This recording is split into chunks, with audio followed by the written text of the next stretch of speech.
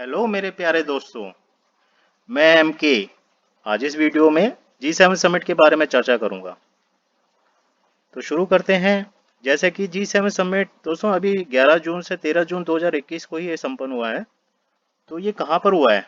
ये ग्रुप 7 देशों का जो समिट है ये हुआ है कैरिस बे कॉर्नवाल, एक जगह है जो कि इंग्लैंड में स्थित है। दोस्तों मैं आपको बता दूं कि कैरिस बे जो है कुछ चीज़ों के लिए फेमस जगह है। जैसे कि कैरिस बे जो है ये फैमिली बीच के लिए एक मशहूर जगह है और यहाँ पे लोग दूर दूर से टूरिस्ट आते हैं। वहाँ के अपने भी हैं उनके, और बाहर दूर दूर से लोग भी आते हैं यहाँ पे। और दोस्तों यहाँ पे यूके का एक ग्रीन टेक्नोलॉजी सेंटर भी है। कैरिस बे एक होटल रिसोर्ट है, यहीं पे समिट को रखा गया था और इसे होस्ट किया था यूके के पीएम बोरिस जॉनसन ने, जो कि इस वर्ष G7 समिट के प्रेसिडेंट भी हैं।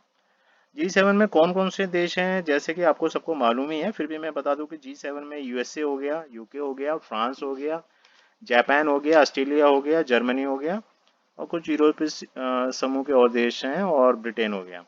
इसके अलावा हमारा जो देश है, हमारा देश इंडिया, साउथ कोरिया हो गया, साउथ अफ्रीका हो गया, ऑस्ट्रेलिया भी, ये भी इन्होंने भी पार्टिसिपेट किया। हमारे पीएम नरेंद्र मोदी जी नहीं जा सके क्योंकि कोविड-19 की वजह से, क्योंकि वहाँ पे क्योंकि यहाँ पे जो है कुछ कोविड के चक्कर में थोड़ा सा टेंस है, इसलिए डिस्कशन को वर्चुअली अटेंड किया गया। साथ साथ इसमें जिन्होंने पार्टिसिपेट किया था, ये आईएमएफ हो गया, उनके रिप्रेजेंटेटिव हो गया, आईएमएफ के organisation for economic cooperation development के रिप्रेजेंटेटिव थे, वर्ल्ड बैंक ग्रुप के थे, डब्ल्यूएचओ ने भी पार्टिसिपेट किया। दोस्तों इसमें मुख्य बातें जो निकल कर आई हैं वो यह है, नंबर एक, ये एक तो हेल्थ प्रिपेयर्डनेस पार्टिसिपेशन को लेकर डिस्कशन हुआ था, और इसके अंतर्गत G7 के सभी जो लीडर्स थे वो आपसी कोऑपरेशन के लिए राजी हुए हैं कि भाई आगे आने वाले किस तरह से पैंडेमिक सिचुएशन से कैसे निपटा जाए। और ये भी डिस्कशन से निकल कर आया कि भाई कोविड-19 की जो रूट्स हैं, मतलब उसको जो जड़ें हैं वो कैसे वहाँ तक कैसे पहुँचा जाए, किस तरह से इसका जन्म हुआ, क्या क्या कदम उठाने चाहिए और इनसे कैसे बचा जा सके, इस सारी चीज़ों पे इन्होंने डिस्कशन किया। और आने वाले 12 महीनों के अंदर ये भी बात हुई कि भाई यूएन को 1 बिलियन वैक्सीन जो डोसेज हैं डोनेट करेंगे, ताकि ये यूएन यूएन यूएन के अंतर्गत जो आने वाली वैक्सीन स्कीम्स है उसकी जो वैक्सीन की सरप्लस सप्लाई हो सके, ताकि जो लो और मिडिल इनकम देश हैं उनकी मदद कर सकें और कोरोना वायरस को वहाँ पे कंट्रोल किया जा सके। तो दूसरी बात जो डिस्कशन हुई दोस्तों वो हुई इकोनॉमी रिकवरी पर, कि क्या होगा वहाँ पे भाई, इकोनॉमी रिकवरी पर क्या डिस्कशन हुआ। इसमें यह बात निकल कर आई कि एसडीआर जो है वो इंक्रीज करेंगे। अब ये एसडीआर क्या होता है दोस्तों? एसडीआर यानी कि स्पेशल ड्राइंग राइट्स। वेल ये एक तरह की इंटरनल करेंसी होती है जिसे कि आईएमएफ यानी इंटरनेशनल मॉनिटरी फंड यूज करता है, और या यूं कहें कि स्कीम को चलाने के लिए मॉनिटरिंग करता है। तो यह तो पैसा, या हम कहें कि फंड, वो लो इनकम कंट्रीज की सहायता करने के लिए दिया जाता है, यह सुनिश्चित करने के लिए कि किसी भी देश की इकोनॉमी की हालत पतली ना हो कोरोना वायरस की वजह से। यह देश बहुत पीछे, वह देश पीछे ना चले जाए जिनके यहाँ मतलब कोरोना से जो है उनकी इकोनॉमी को बहुत नेगेटिव इम्पैक्ट पड़ा है, तो उनकी मदद की जा सके। और ये सभी ग्रुप, G7 ग्रुप देश जो है इस बात पर भी विचार कर रहे हैं कि आईएमएफ को $100 बिलियन रीअलोकेट करेंगे ताकि कमजोर देशों की मदद मिल सके, उनको कमजोर देशों को मदद मिल सके। दोस्तों आईएमएफ के पास स्पेशल ड्राइंग राइट्स होता है जो कि एक तरह का रिजर्व एसेट्स होता है। ये रिजर्व एसेट्स एक्सचेंजेबल हो सकती है, जैसे कि जो डॉलर्स में हो सकती है, यूरोप में, यूरोज यूरोज में हो सकती है, स्टेलिंग में हो सकती है, येन में हो सकती है, युआन में, इत्यादि वगैरह में। तो मैं आपको बता दूं कि अभी जो आईएमएफ की मौजूदा मैनेजिंग डायरेक्टर है उनका नाम है क्रिस्टैलिना जॉर्जीवा। और दोस्तों ये आईएमएफ का हेडक्वार्टर्स कहाँ है, कोई बता सकता है? जी हाँ, आईएमएफ हेडक्वार्टर्स जो है कंसिस्ट करती है अमेरिका में। और अमेरिका में वहाँ पे दो बिल्डिंगें हैं, हेडक्वार्टर्स 1 और हेडक्वार्टर्स 2, जो कि स्थित है वाशिंगटन डीसी अमेरिका में। और एक तो बिल्डिंग है वो है आईएमएफ विजिटर के लिए है, और दूसरी नॉर्मल जो विजिटर वहाँ जा उनको काम है वो नॉर्मल विजिटर के लिए। तीसरा नंबर है जो हम बात करेंगे, जो जी सेवन समिट में जो निकल कर आता है वो फॉरेन पॉलिसी पर। तो इस डिस्कशन निकल के आता है कि भाई जो जो अमेरिका के जो प्रेसिडेंट हैं जो बाइडन, जो वहाँ के राष्ट्रपति हैं, उनकी पूरी जो है कोशिश रही है कि किसी तरह से अन्य यूएस एलाइज को एक साथ रख सकें, कोई विचारों का मतभेद, उनके आपस में कोई विचारों का मतभेद ना हो। क्योंकि देखा गया है कि डोनाल्ड ट्रंप के कार्यकाल में यूएस एलाइज और यूएस के आपसी संबंध कुछ ठीक नहीं थे, थोड़े कमजोर हो गए थे। जो बाइडन की एक नई स्ट्रेटेजी बनाना चाहते हैं, कि कोशिश है कि किस तरह से एक जैसे कि नॉर्थ कोरिया हो गया, चाइना हो गया, खासकर नॉर्थ कोरिया हो गया, कि अमेरिका के लिए एक गंभीर खतरा बना हुआ है, और यह सारा खतरा उसके न्यूक्लियर प्रोग्राम को लेकर है। दूसरा दोस्तों चाइना को लेकर दोस्तों चाइना को लेकर तो बहुत ही ज़्यादा इसमें जी7 में पूरा छाया रहा डिस्कशन इनके बारे में, चाइना के बारे में। इस जी7 समिट में ये डिस्कशन हुआ कि भाई चाइना के इन्फ्लुएंस को हम कैसे काउंटर करें, कैसे काउंटर करना चाहिए।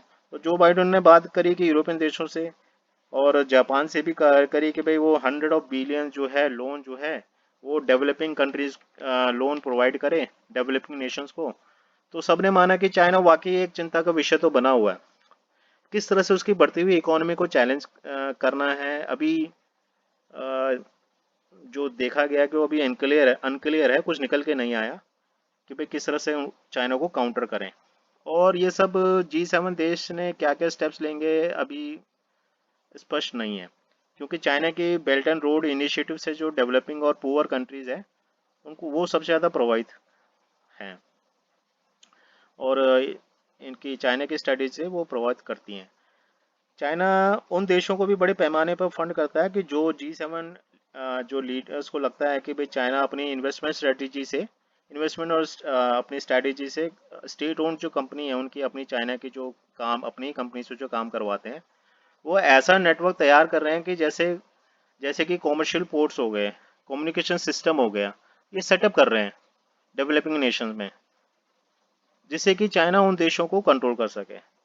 इस बात की विशेष चिंता जी7 में हुई, लेकिन इन जी7 कंट्रीज में आपस में चाइना को लेकर मतभेद भी दिखे कि किस तरह से रिस्पॉन्ड करना है। चाइना को लेकर जर्मनी, इटली, कुछ यूरोपियन यूनियन चिंतित थे कि कहीं कोई ऐसा कठोर कदम न उठाया जाए चाइना के खिलाफ, कि भाई उनकी देश की बड़ी मात्रा में जो ट्रेड और इन्वेस्टमेंट डील हो रखी है चाइना के साथ, वो रिस्क बना आ जाए। लेकिन यूरोपियन नेशन यह भी समझ रहे हैं कि साथ साथ कि भाई किस तरह से वह डिपेंड है चाइना पर, चाइनीज सप्लाई चेन को लेकर, और किस तरह से चाइना उनके लिए रिस्क फैक्टर हो गया है, कि उनके भाई पड़ोस उनके पीछे ही खड़ा है चाइना। आपको पता होगा कि इटली जी7 ग्रुप का वह देश है जिसने सबसे पहले चाइना के बेल्ट एंड रोड इनिशिएटिव के एग्रीमेंट को साइन करा था, 2019 में की भाई ये बात है।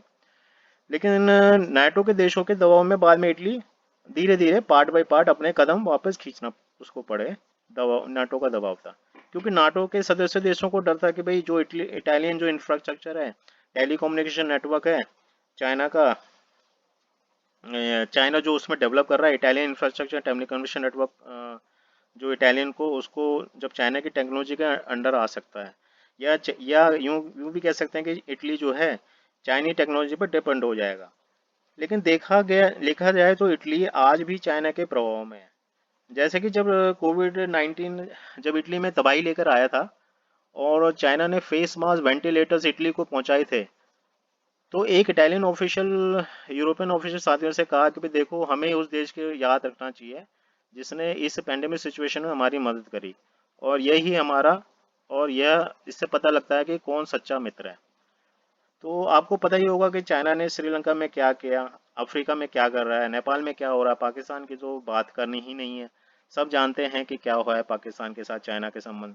और अभी चाइना इजिप्ट में नई बिल्डिंग बना रहा है, ये new administration capital with the help of China belt and road initiative strategy के अंतर्गत आ रही है। तो वहाँ पे कंस्ट्रक्शन चल ही रहा है, उनकी अपनी अपनी स्टेट ओन कंपनीज कर रही हैं। चाइना है कि लेकिन मानता नहीं, क्या कर सकते हैं। अब जी7 देशों के समिट में चाइना ने कहा कि भाई पहला, चाइना को रेस्पेक्ट करना चाहिए ह्यूमन राइट्स और फंडामेंटल फ्रीडम को लेकर, स्पेशली जो जिजांग में हो रहा है, मुस्लिम पर अत्याचार हो रहे हैं। दूसरा, हांगकांग की ऑटोनॉमी पर वहाँ के लोगों की राइट फ्रीडम को लेकर, जो कि sign off British joint declaration के अंतर्गत होना था, नहीं हुआ, जो कि एक बेसिक लॉ है। तीसरा, ताइवान को लेकर, ताइवान को लेकर कि भाई यहाँ पर जो पीस और स्टेबिलिटी है वो होनी चाहिए। इसके साथ साथ क्लाइमेट पे भी डिस्कशन हुआ। दोस्तों, अब हमारे प्यारे देश के लिए G7 समिट के मायने क्या निकलते हैं।